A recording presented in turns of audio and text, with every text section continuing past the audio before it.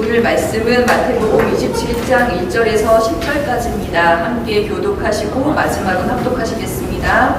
새벽에 모든 대제사장과 백성의 장로들이 예수를 죽이려고 함께 의논하고 길 밖에 끌고 가서 정석 빌라도에게 넘겨주시니라. 그때 예수를 판 유다가 그의 정죄됨을 보고 스스로 뉘우쳐 그 은 30을 대제사장들과 장로들에게 도로 갖다 주며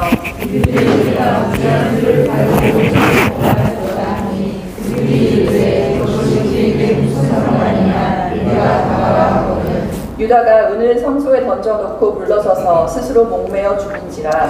대제사장들이 그 은을 거두며 이르되 이것은 핏값이라 성경고에 넣어둠이 옳지 않다 하고 의논한 후 이것으로 토기장에 밭을 사서 나그네 묘지를 삼았으니 그러므로 오늘날까지 그 밭을 피밭이라 일컫느니라. 이에 선지자 예레미야를 통하여 하신 말씀이 이루어졌나니 일렀으되 그들이 그 가격 매겨진 자 곧 이스라엘 자손 중에서 가격 매긴 자의 가격 곧 은 30을 가지고 토기장의 밭값으로 주었으니 이는 주께서 내게 명하신 바와 같으니라 하였더라. 아멘. 말씀 드리겠습니다.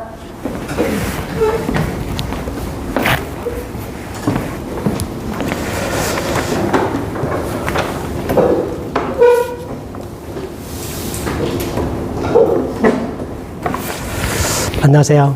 네. 오늘 이제 이 가룟 유다의 이야기인데, 여러분 이야기를 좋아하세요? 성경 중에서 이야기 별로 읽고 싶지 않은 그런 부분 아니세요? 가룟 유다가 자기 목을 매달아서 죽었다, 그런 얘기인데, 오늘 제가 이 말씀을 다시 한 번 더 읽으면서 가룟 유다의 제목을 제가 붙이기를, 이제 가룟 유다의 최악의 선택이다, 최고의 선택이 아니고 최악의 선택이다, 그렇게 제목을 붙였습니다.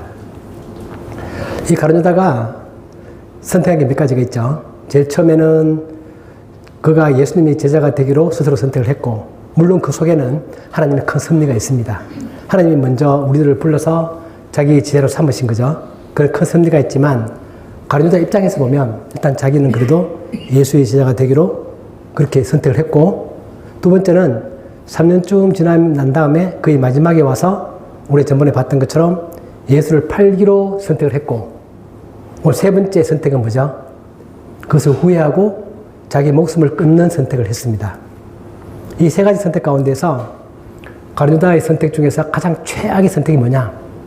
저는 옛날까지 이 두 번째 선택, 그가 예수님을 팔기로 한 선택이 가룟 유다가 정말 잘못 선택한 것이다, 잘못 생각한 것이다, 그 생각을 했는데, 이번에 제가 최근에 이 말씀을 다시 읽으면서 이 마지막 자기 스스로 자기 목숨을 끊으려고 했던 이것이 정말 가룟 유다 최악의 선택 아닐까, 그 생각이 들었습니다. 왜냐하면 우리가 봤던 것처럼 저번에 베드로의 사건을 보고 난 다음에, 베드로는 우리가 알고 있는 것처럼 물론 본인의 마음속에서는 예수님을 정말 사랑하고 예수님을 위해서는 자기 목숨도 던지고 싶었고, 그렇지만 현실적인 어려움 가운데서 그가 예수님을 3번이나 부정하고 또 저주까지 하고 많은 사람들 앞에서 완전히 부인하고 그런 걸 했지만, 베드로는 자기 목숨을 끊지는 않거든요. 베드로는 자기 목숨을 끊는 게 아니라 통곡하고, 그리고는 거의 자포자기한 심정으로 있다가 예수님을 다시 만나서 다시 세움을 받는 거죠. 여러분 주변에 우리가 그런 소식 많이 듣죠. 자살.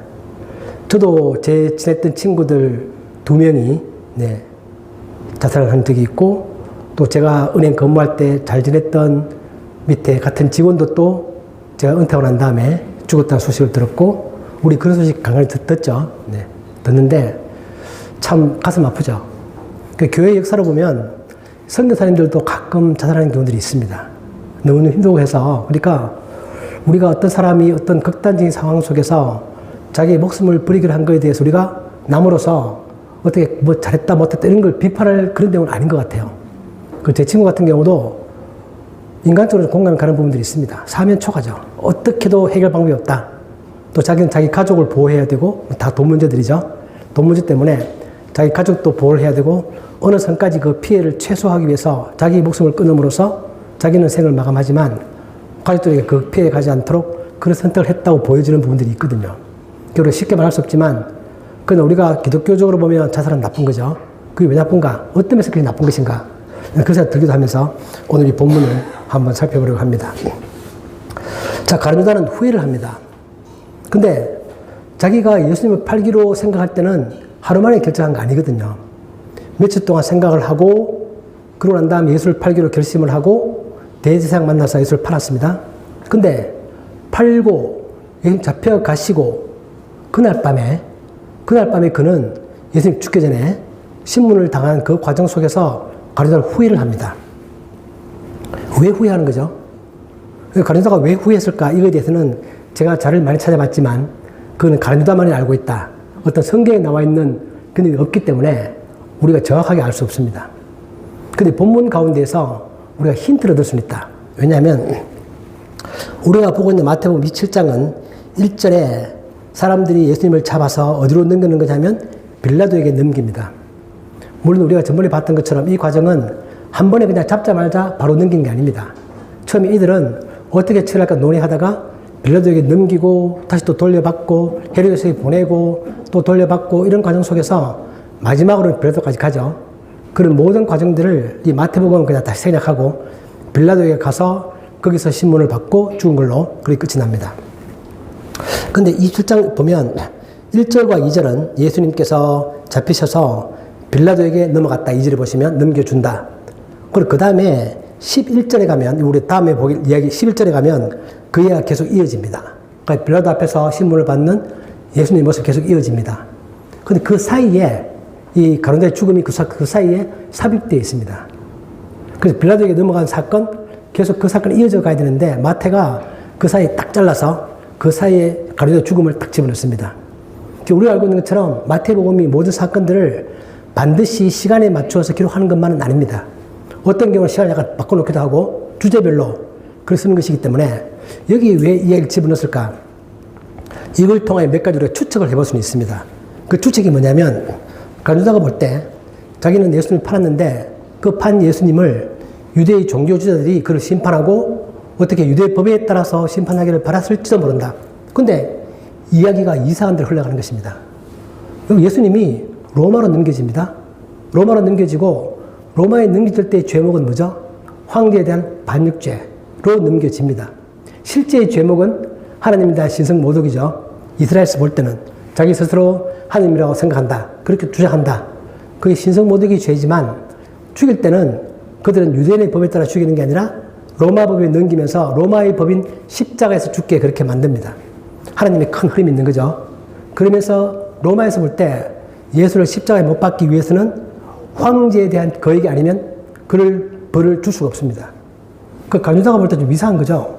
아니 예수님이 로마 황제에 반역한 적이 없다. 자기가 볼 때는 오히려 자기야말로 예수님이 그 놀라운 기적의 능력을 가지고 왜 저렇게 자기 나라를 독립시키지 않고 로마에 저항하지 않고 그렇게 살아갈까? 오히려 거기에 불만이 있었던 사람이라고 볼 수 있는데 정작 죽을 때는 예수님이 로마에 넘겨져서 거기서 십자가형을 당한다?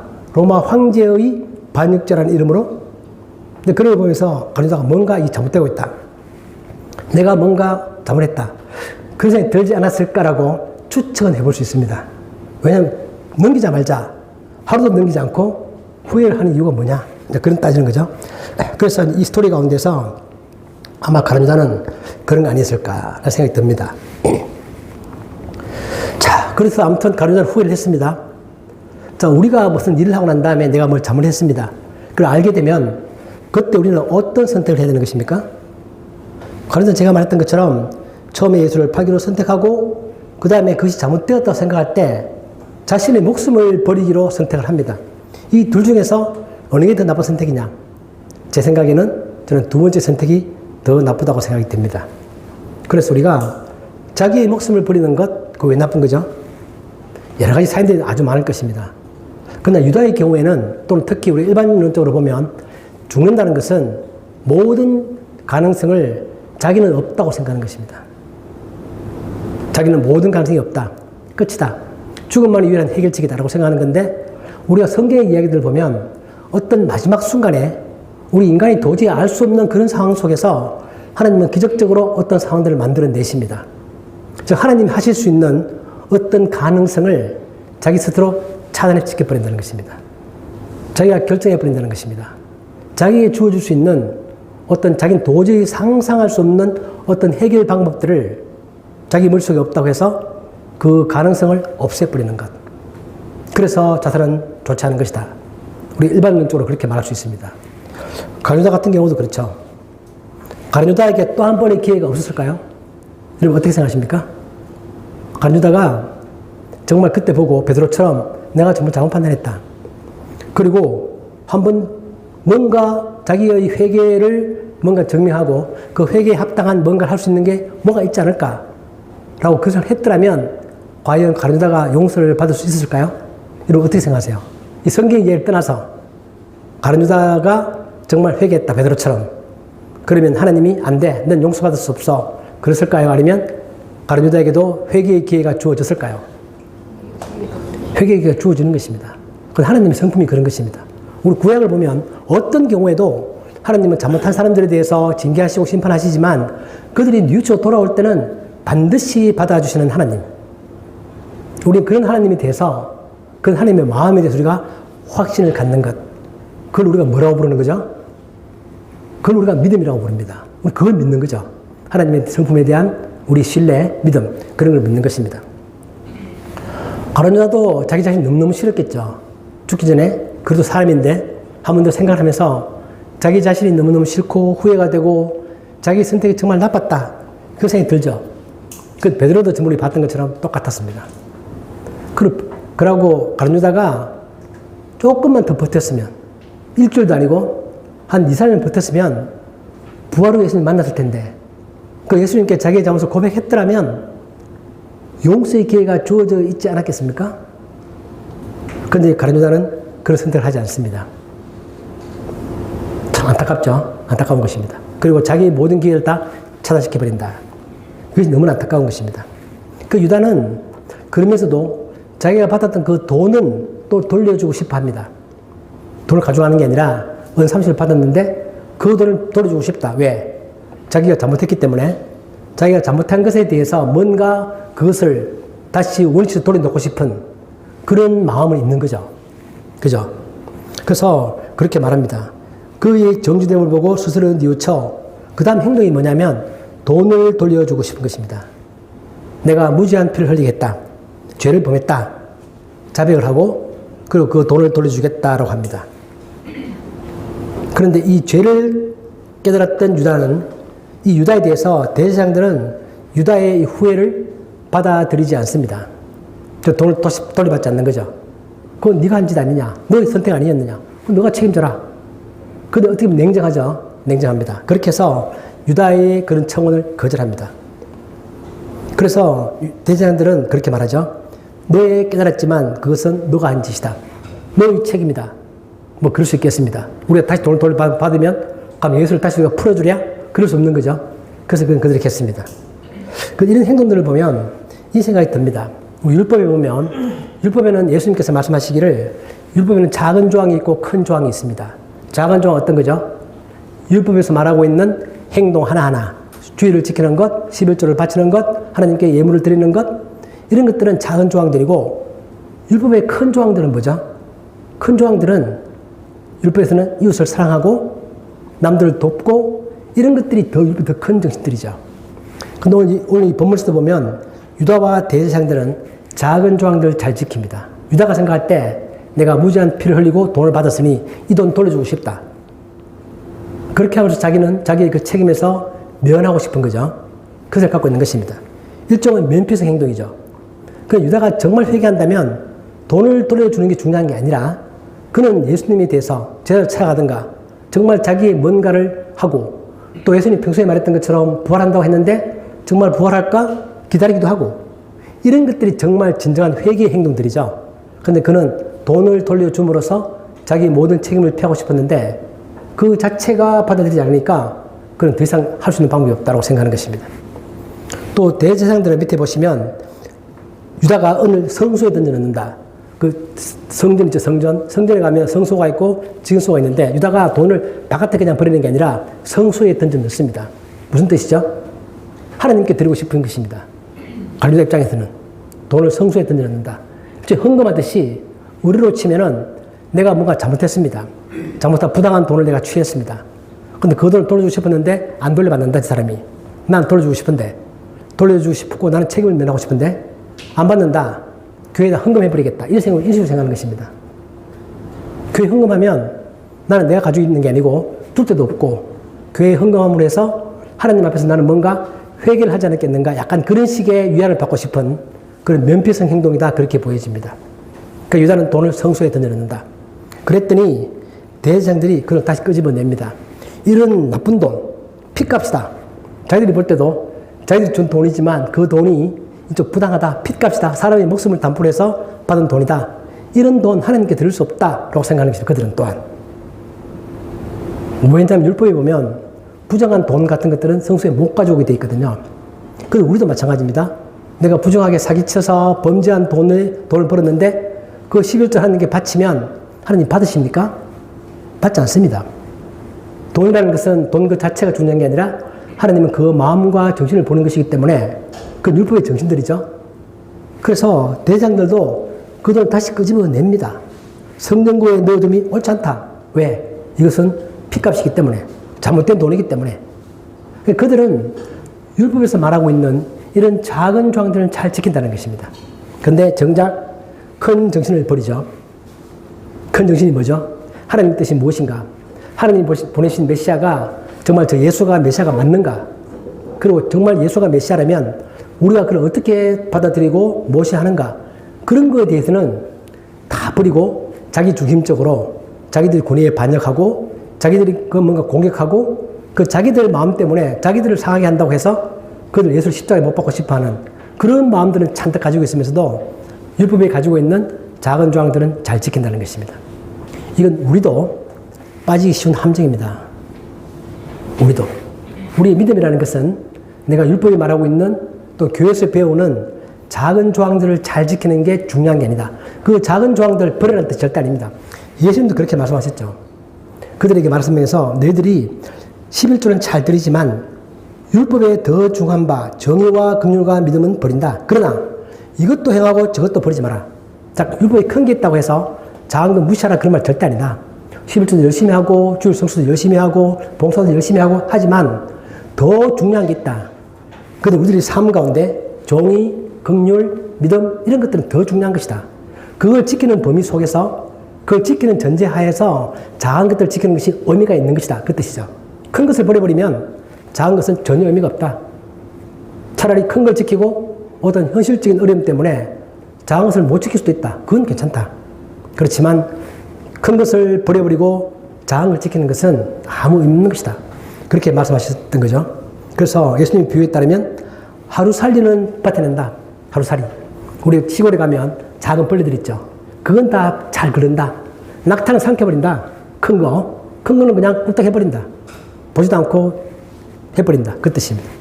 그래서 이러한 것들은 그 당시에 가룟 유다나 또는 대제사장이 했던 아주 어리석은 그런 믿음의 행동들이고 우리는 그런 걸 보면서 믿음의 행동들을 우리의 믿음의 삶을 우리가 어떻게 살아야 하는가. 작은 걸 잘 지키려고 노력하지만 작은 거 지키는 것의 이유는 그걸 통하여 우리는 큰 정신들을 잘 지키자는 뜻입니다. 큰 정신들을. 내가 남을 정당하게 대하고 내가 나만 생각하고 남을 괴롭히거나 그런 게 아니라 내가 받을 거 받고 줄 거 주고 할 거 하고 그런 식의 삶을 살아가는 것 그것이 바로 율법의 큰 정신이다라는 것입니다. 그러면서 마태는 오늘 이런 말 하죠. 좀 어려운 부분인데 이 부분이. 마태가 기록하기를 가룟 유다가 목매들아 죽었다.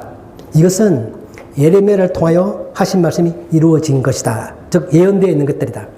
그렇게 말하면서 거기 예레미야 선지자의 글에 보면 그들이 그 가격 매겨진 자, 곧 이스라엘 자손 중에서 가격 매긴 자의 가격 곧 은 30. 여기서 우리가 은 30이라는 것은 가룟 유다가 받았던 돈과 똑같은 돈이죠. 그래서 예수님의 몸값이 그 당시에 은 30으로 정해졌고 그렇게 된 거죠. 그게 이미 구약에 그런 얘기들이 있었다. 그리고 그 은 30이라는 게 누가 가져가는 거냐? 결국은 토기장이한테 줘서 토기장이라는 게 뭐냐면 그 우리 그릇, 흙으로 만드는 그릇 그런 거 만드는 사람들인데 그 밭값으로 주었다. 이렇게 말하면서 이러한 일들은 예레미야한테 하나님께서 너 그렇게 해라 라고 말씀하신 거라고 해서 그렇게 예레미야서에 기록이 되어 있는데 그 예언이 이루어진 것이다. 그렇게 말합니다. 그런데 구약을 찾아보면 예레미야에 가보면 이 내용들이 오늘 마태가 말하는 것처럼 똑같은 식으로 이루어지는 않았습니다. 여기서 선지자 예레미야라고 했는데 사실은 예레미야와 스가랴서에 이 두 개의 비슷한 사건들이 나옵니다. 그 두 개의 비슷한 사건은 똑같지 않고 약간 다르고 또 그 두 개의 사건들은 오늘 가룟유다와 대제사장 이야기와 또 조금 다릅니다. 그 학자들이 이 부분 어려워하죠. 그래서 많은 해석들이 있는데 그 해석을 정리해보면 이런 뜻입니다. 예레미야는 그때 토기장한테 갈 때 거기서 흙으로 만든 그릇을 가지고 와서 이스라엘 사람들 앞에서 그걸 깨뜨립니다. 깨뜨리면서 사람들이 그렇게 말합니다. 너희들이 항상 하나님을 거역하고 위대한 선지자들을 하나님이 보낸 선지자들을 다 무시하고 나 같은 사람들을 무시하고 핍박하고 그렇게 했는데 이제 하나님께서 마치 지금 여기서 토기장의 그릇을 깨는 것처럼 너희들을 심판하실 것이다. 그런 말 예레미야가 했습니다. 또 스가랴는 뭐냐면 스가랴라는 선지자는 나중에 이스라엘 사람들이 포로로 잡혀가고 난 다음에 스룹바벨을 따라서 돌아왔을 때 같이 돌아와서 두 번째 성전을 세울 때 같이 활동했던 그런 선지자입니다. 그 스가랴 선지자도 백성들을 잘 인도하고 싶어서 열심히 노력을 했는데 사람들이 스가랴를 배척합니다. 하나님의 말씀을 가지고 잘 인도하지만 사람들이 그걸 잘 따라오는 게 아니라 스가랴를 배척하고 그렇게 합니다. 그래서 스가랴가 말을 합니다. 내가 그렇게 노력했는데 너희들 날 배척하니 내 일한 값에 대한 돈을 달라. 그렇게 말했더니 그들이 은 30을 줍니다. 그걸 받아가지고 그 다음에 그는 역시 스가랴도 그 돈 가지고 입맛 뽑게 사는 게 아니라 토기장의 밭에 가서 그 돈을 줍니다. 그리고 그 밭을 삽니다. 그렇게 하면서 그 밭이 하나님께서 그 밭이라는 것은 이제는 앞으로는 여기가 피밭이다. 그런 이름이 붙을 것이다. 왜냐하면 그것은 사람들이 위대한 선지자들을 배신하고 배격하고 그렇게 했던 것들에 대한 그 어떤 징벌의 의미가 갖고 있는 거죠. 그 예레미야와 선지자와 스가랴 선지자의 공통점은 뭐냐면 이스라엘 사람들이 끊임없이 하나님 대해서 거역하고 하나님 보낸 선지자들을 배반하고 거역하고 그런 삶을 살아가는 것이고 그거에 대한 하나님의 심판을 의미하는 그런 내용들입니다. 같은 공통점은. 그래서 마태가 말하기를 오늘 그 예언이 이루어진 것은 거기에 구체적인 사건이 기록되어 있고 그 사건 그대로 오늘 가룟유다가 그렇게 되었다라고 말하고 있는 게 아니라 가룟유다의 행동 역시 그들의 선조들이 했던 것처럼 그와 같은 종류의 사건이었고 그러한 사건의 결말은 항상 심판이 있는 것이고 비참한 것이다. 근데 그런 차원에서 어떤 일반론적 차원에서 예레미야 선지자의 예언이 이루어졌다 그렇게 말을 합니다.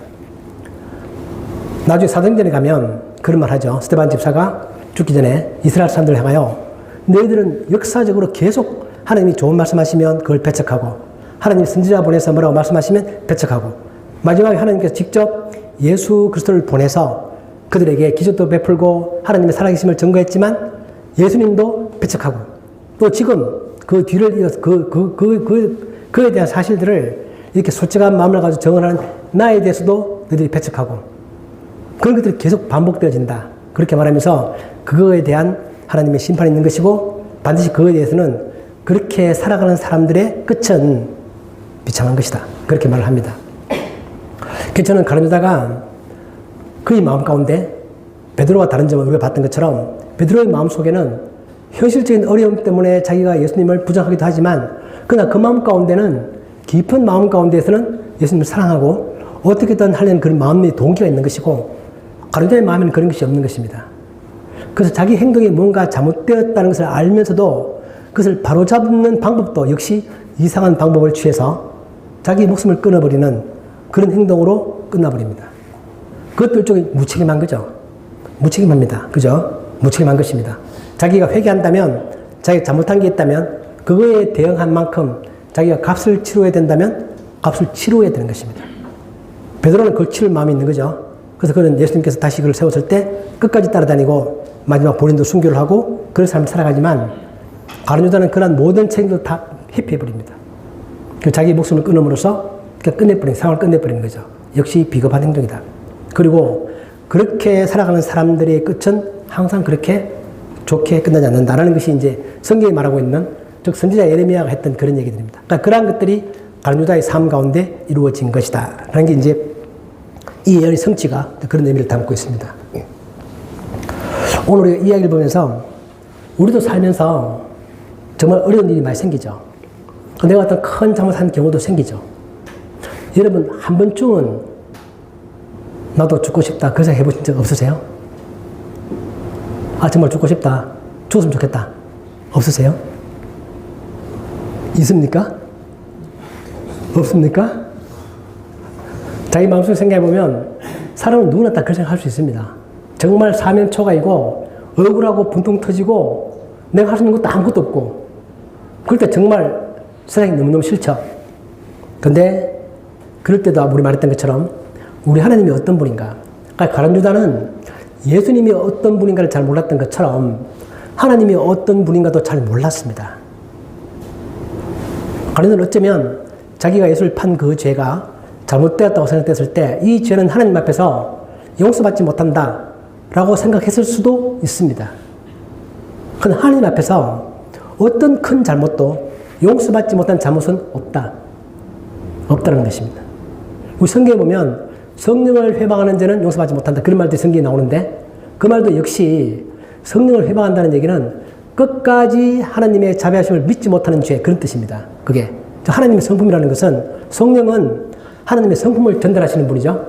그걸 우리들이 마음 가운데 깨닫게 하시는 분이죠. 그런데 하나님의 전지전능하심과 하나님의 그 사랑을 끝까지 부정하는 사람들, 하나님은 내 죄를 용서할 수 있다는 사실을 부정해버리는 사람들 한테는 용서할 기회가 없는 거죠. 그런 뜻입니다.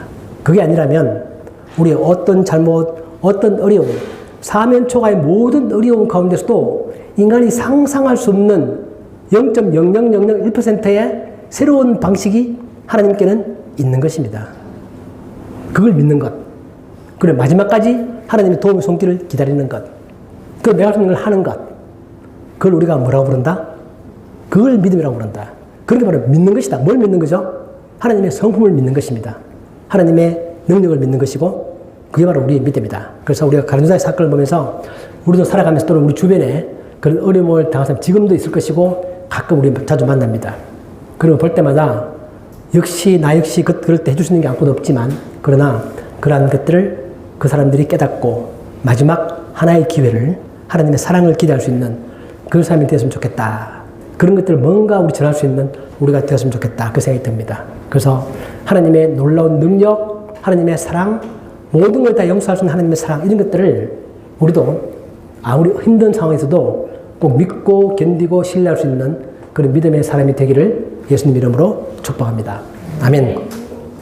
아버지 하나님, 오늘 가룟 유다의 가슴 아픈 이야기를 보면서 정말 우리도 이러한 생각을 할 때가 있고 이러한 선택을 자칫 할 때가 있을 수 있습니다. 그러나 하나님, 우리는 마지막 순간에도 아무리 큰 어려움이 있어도 사면초가에 전혀 가능성이 없어 보이는 그런 상황 속에서도 또 내가 아무리 큰 잘못을 지었다 할지라도 하나님은 그 모든 상황들을 바꾸어 놓으실 수 있는 능력을 가지고 계시고 또한 우리를 향한 하나님의 그 사랑은 정말 무한한 사랑임을 믿고 의지하며 사랑하는 저희들이 되게 하여 주옵소서.